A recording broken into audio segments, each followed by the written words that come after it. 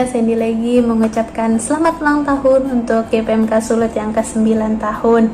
Kiranya GPMK terus berkarya, terus memberikan karya-karya yang luar biasa untuk memuji dan memuliakan nama Tuhan, di mana karya-karya yang GPMK berikan itu tertuju untuk memberitakan Injil keselamatan kepada semua orang, dan mereka boleh mendengarkan kabar baik siapa Yesus dan apa yang Yesus lakukan.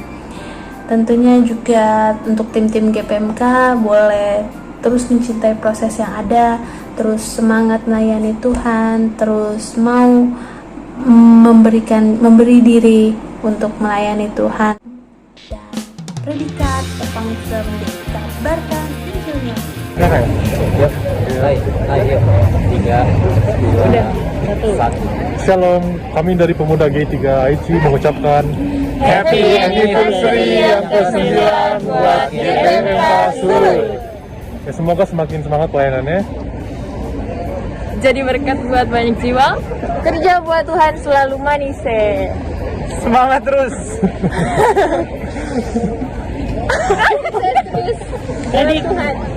Predikat Evangelism Day. Yeay. Terima kasih. God bless you, guys.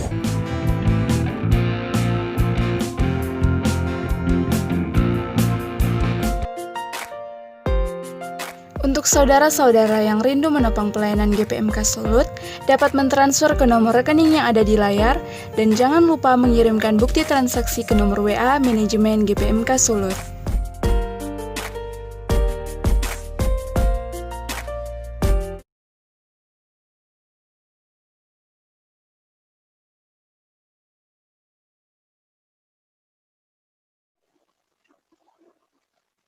Shalom, salam sejahtera bagi kita semua. Senang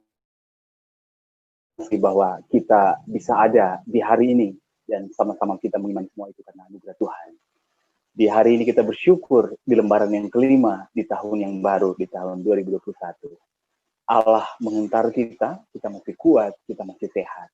Kita masih berbagian dengan pelayanan Tuhan. Kita masih menikmati anugerah lewat orang-orang di sekitar kita yang terus mendukung kita, terus mengasihi kita, tetapi juga memproses kita.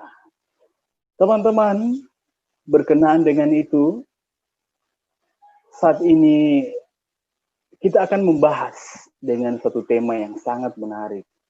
Satu tema yang lebih melihat siapa kita secara utuh di mata Allah. Seberapa bernilainya kita di hadapan Allah.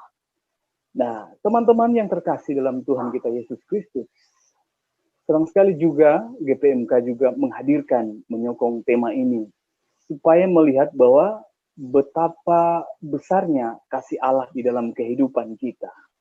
Saudara, sebelum kita mulai, saya mau mengatakan bahwa Allah tidak sedang bermain dadu dalam kehidupan kita, di mana Allah tidak tahu ketika Dia hendak melemparkan bola dadu itu. Allah tidak tahu angka berapa yang akan muncul nanti. Tetapi saudara, Allah tahu ketika Allah mengizinkan kita untuk lahir ke dunia, kemudian Allah menentukan hari-hari kita, tetapi juga Allah mengizinkan hal-hal yang sulit terjadi dalam kehidupan kita. Allah sudah menentukan. Dan kita pegang satu janjinya, bahwa rancangan Allah mendatangkan damai sejahtera, bukan rancangan kecelakaan.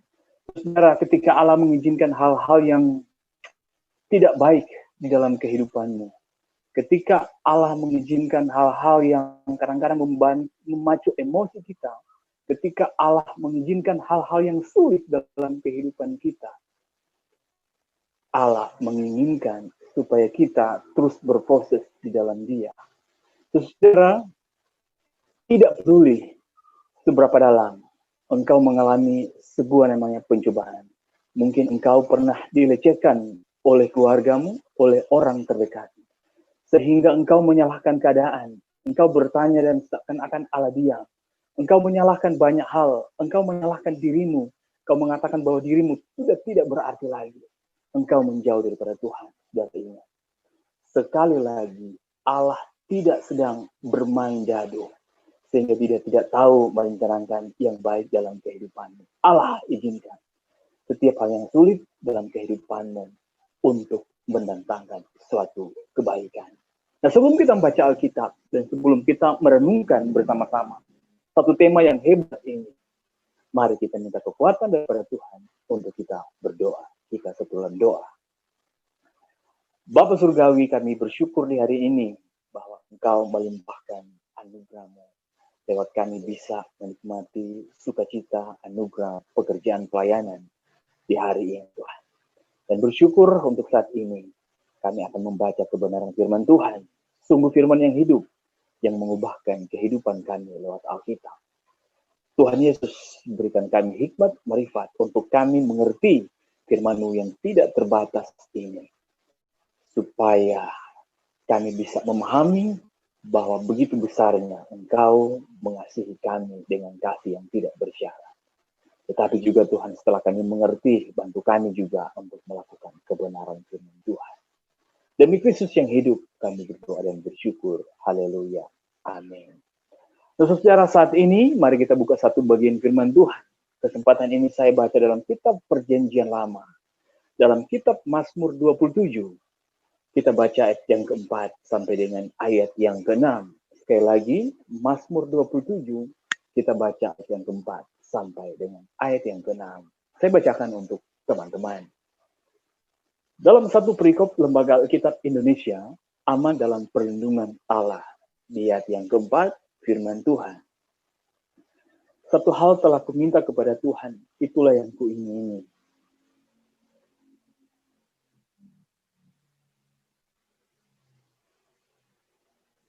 Maaf, pembacaan kita dalam Mazmur 8. Mazmur 8, kita baca ayat yang keempat sampai dengan yang keenam. Di sana Lembaga Alkitab Indonesia memberikan perikop manusia sebagai makhluk mulia. Sekali lagi, dalam Mazmur 8, kita baca ayat yang keempat sampai dengan ayat yang keenam. Firman Tuhan berkata, jika aku melihat langitmu, buatan jarimu, bulan dan bintang-bintang yang kau tempatkan, apakah manusia sehingga engkau mengingatnya? Apakah anak manusia sehingga engkau mengindahkannya? Namun engkau telah membuatnya sama seperti Allah dan telah memahkotainya dengan kemuliaan dan hormat. Nah teman-teman, sekilas kita melihat bahwa Mazmur Daud sedang menikmati indahnya langit buatan Tuhan, dan sekali waktu malam dia keluar dan dia mengamat-amati atau juga dia menikmati bagaimana pemandangan di malam hari, dia melihat bulan dan bintang yang diciptakan oleh Allah. Nah, saya percaya teman-teman bahwa ketika pemazmur Daud dia melihat langit yang megah itu, langit yang kokoh itu, dia memuliakan Allah bahwa Allah menciptakan satu ciptaan yang sangat megah, yang sangat kokoh, yaitu langit. Dan kemudian saya juga percaya ketika pemazmur Daud menikmati malam hari ketika dia melihat bulan dan bintang, dia terkesima dengan semua itu. Untuk itu dia mau memuliakan Allah. Dan saudara, pemazmur Daud dalam konteks firman Tuhan yang kita baca, pemazmur Daud bagaimana menghubungkan antara ciptaan Allah yang megah itu, yaitu langit, dan kemudian bulan dan bintang. Dan kemudian pemazmur Daud membandingkan dengan saya dan saudara. Kita inilah ciptaan yang mulia, yaitu manusia yang Allah ciptakan. Pemazmur Daud mengatakan, ketika dia membandingkan ciptaan Allah yang megah itu dengan kita manusia, dia mengatakan sekali lagi di ayat yang kelima, apakah manusia sehingga engkau mengingatnya? Apakah anak manusia sehingga engkau mengindahkannya? Namun engkau telah membuatnya sama seperti Allah dan telah memahkotainya dengan kemuliaan dan hormat. Terus saudara, kita ini manusia adalah ciptaan Allah yang paling mulia. Saya dan saudara berharga di mata Allah. Seberapa berharga, seberapa bernilai kita di hadapan Allah. Bernilainya ketika Allah meninggalkan surga yang mulia itu, kemudian menyeberangi dimensi ruang dan waktu. Menjadi manusia lahir di kandang yang hina. Dengan hasrat yang menggebu-gebu, membawa pulang saya dan saudara yang bernilai sekalipun kita berdosa. Nah, saudara, di tahun 1642 ditemukannya sebuah berlian yang sangat berharga. Nah, berlian itu, saudara, tidak ditemukan di tempat serambi atau ruang pribadi raja. Berlian yang sangat berharga itu ditemukan di tempat yang kotor, kumuh, dan penuh dengan kubangan yang berair. Saudara, berlian itu mungkin saja telah didatangi oleh sekawanan badi-badi, dan kemudian kawanan bayi itu mungkin saja pernah memakan, tetapi juga memuntahkan kembali berlian yang berharga itu. Mungkin saja kawanan babi-babi itu telah membuang kotorannya dan tepat jatuh di atas berlian itu. Tentu, saudara tahu bahwa bagi gerombolan atau kawanan babi-babi itu, berlian yang sangat berharga itu tidak bernilai. Karena mereka hanya mencari apa yang mereka makan. Akan tetapi, saudara, pada satu hari, ketika ada seorang pemuda yang kembali dari ladangnya, dan kemudian dia mengamati dari jauh, dia melihat bahwa ada sesuatu yang berkilauan, yang muncul dari kubangan. Dan kemudian dia mendekati, dia terus mengamati, dan kemudian dia melepaskan perbekalannya, dan kemudian dia mendekati dan mengambil. Sekali dia membersihkan berlian yang sudah kotor itu dengan bajunya. Dan teman-teman, betapa terkejutnya. Dan betapa juga bersuka citanya dia ketika dia melihat. Secara berlian itu dibeli oleh seorang kolektor yang bernama Thomas Henry Hope, yang saat itu berlian itu ditawari uang seharga 250 US dollar atau setara dengan 3,3 triliun kalau kita mau rupiahkan. Terus secara artinya apa? Artinya kehidupan yang bernilai atau seberapa bernilainya kita itu tidak dilihat dari pandangan dunia ini. Terus secara pandangan dunia ini telah rusak karena natur kita, karena dunia ini telah tercemar oleh dosa.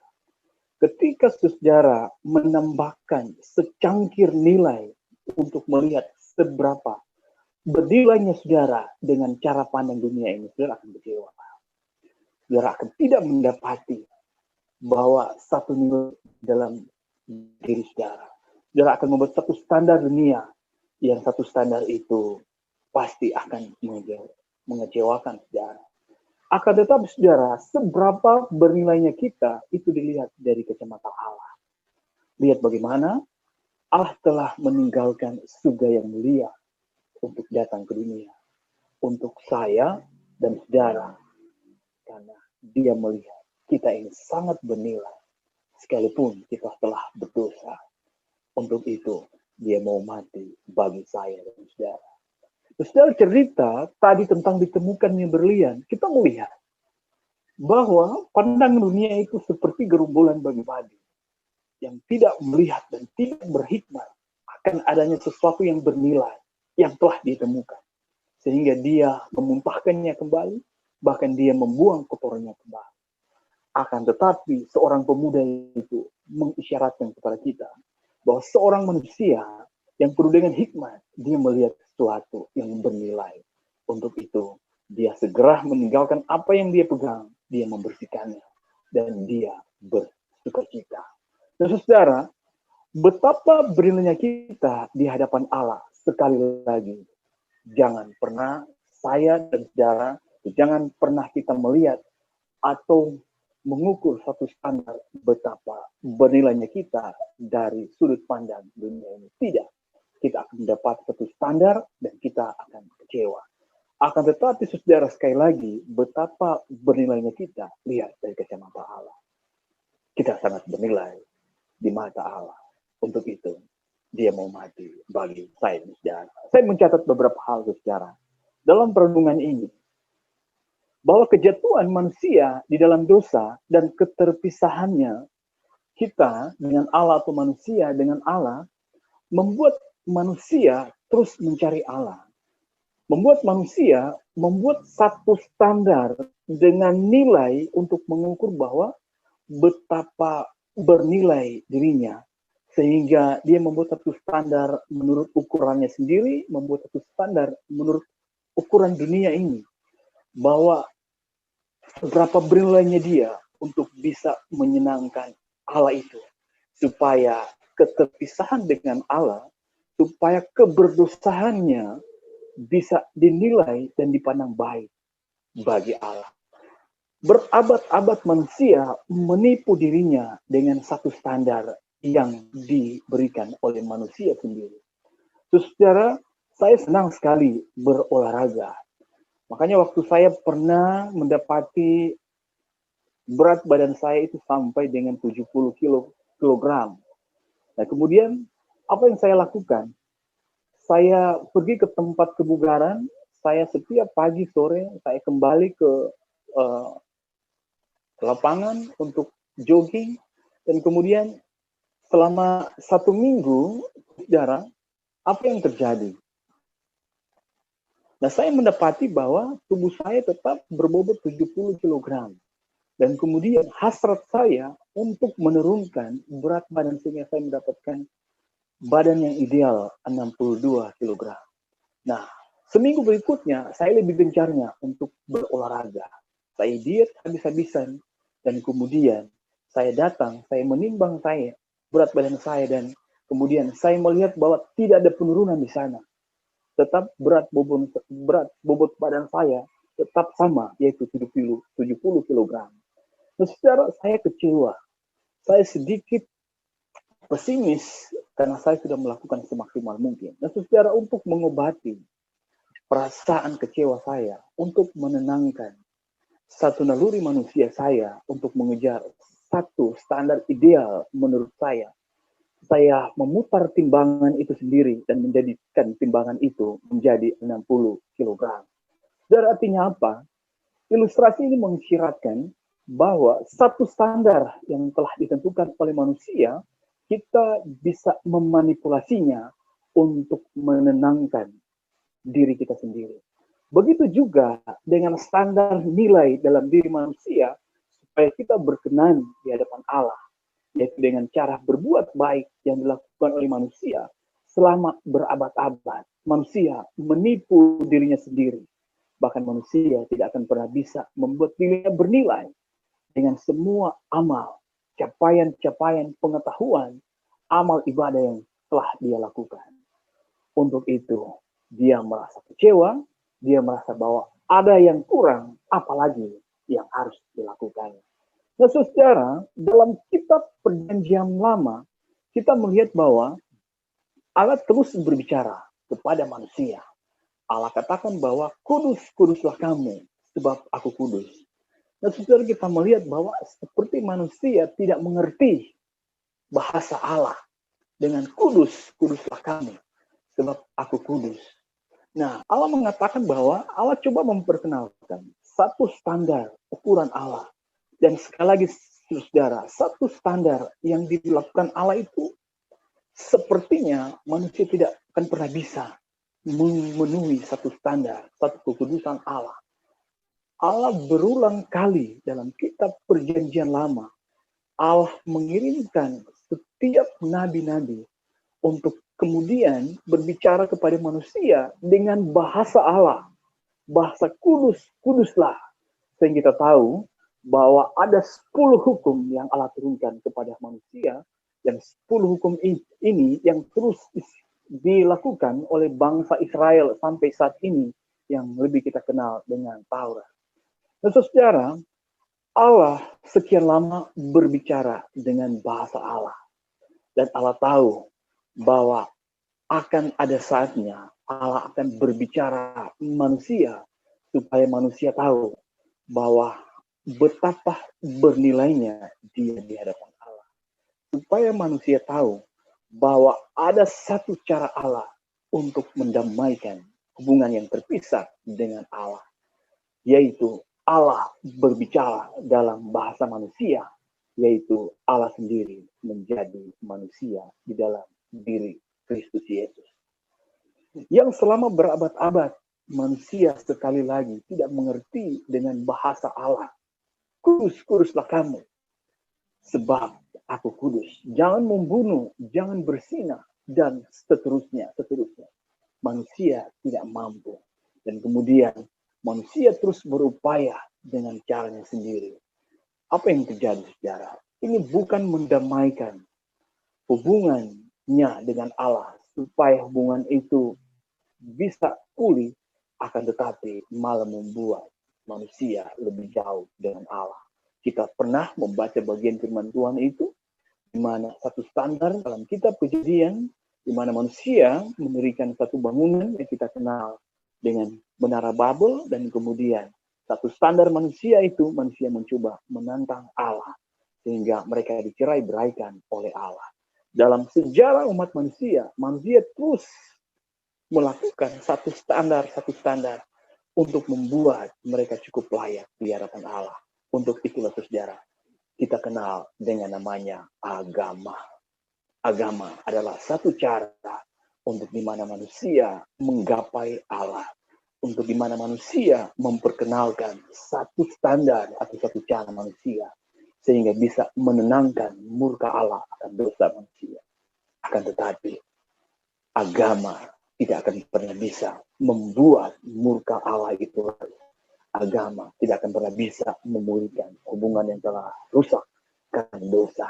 Untuk itulah, saudara, sekali lagi Allah datang sebagai manusia dan Allah berbicara sebagai seorang manusia dalam diri Kristus Yesus.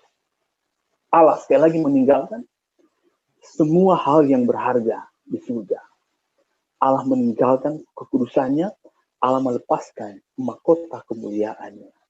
Dan kemudian Allah berjalan di atas serambi surga. Allah memandang bumi dengan kasih. Saudara, ketika Allah meninggalkan surganya yang mulia, Allah menyeberangi dimensi ruang dan waktu untuk mencari saya dan saudara yang terhilang, supaya kehidupan kita bernilai oleh Allah. Allah menyeberangi, Allah menukar yang namanya kekekalan itu dengan satu batasan usia manusia. Allah yang kekal, ketika Allah berinisiatif untuk mencari manusia, Allah yang kekal menjadi manusia dan dibatasi dengan usia 33 tahun di dalam diri Kristus, yang mana dia mati di kayu salib untuk menebus dosa saya dan saudara. Saudara, Allah yang kudus, ketika Allah meninggalkan surga yang mulia, Allah yang kudus menyeberangi dimensi ruang dan waktu.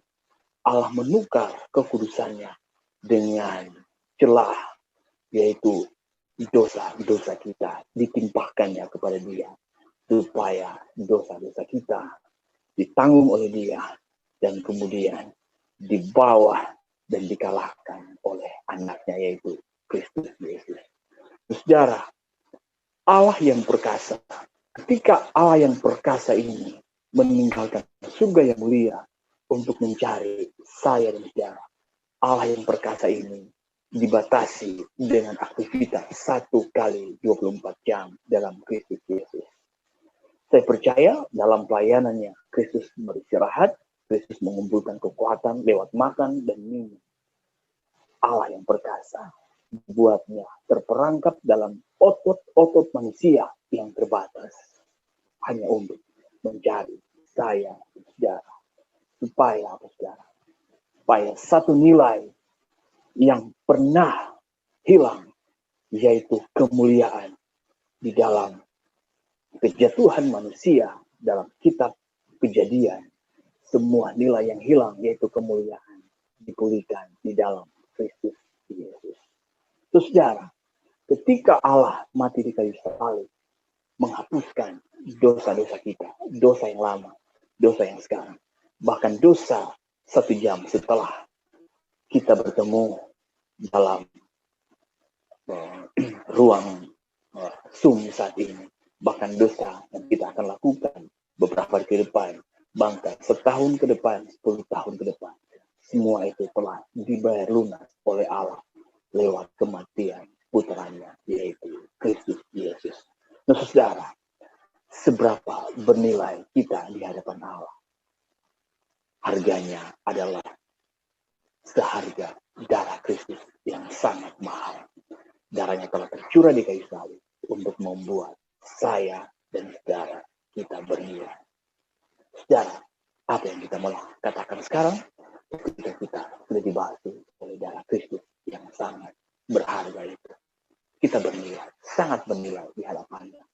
Untuk itu, dia menjumpai saya dan saudara, dia menjumpai kita semua di dalam kemanusiaan Kristus. Untuk apa?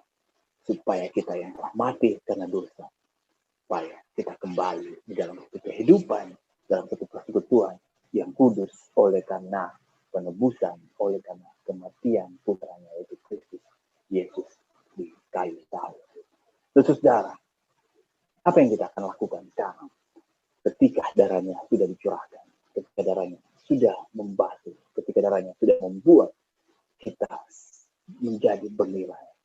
Saudara, yang kita lakukan sekarang untuk membuat kita semakin bernilai, untuk membuat kita semakin berharga di mata Allah. Mari kita serahkan setiap kehidupan kita untuk di mana kita mau melayani Dia.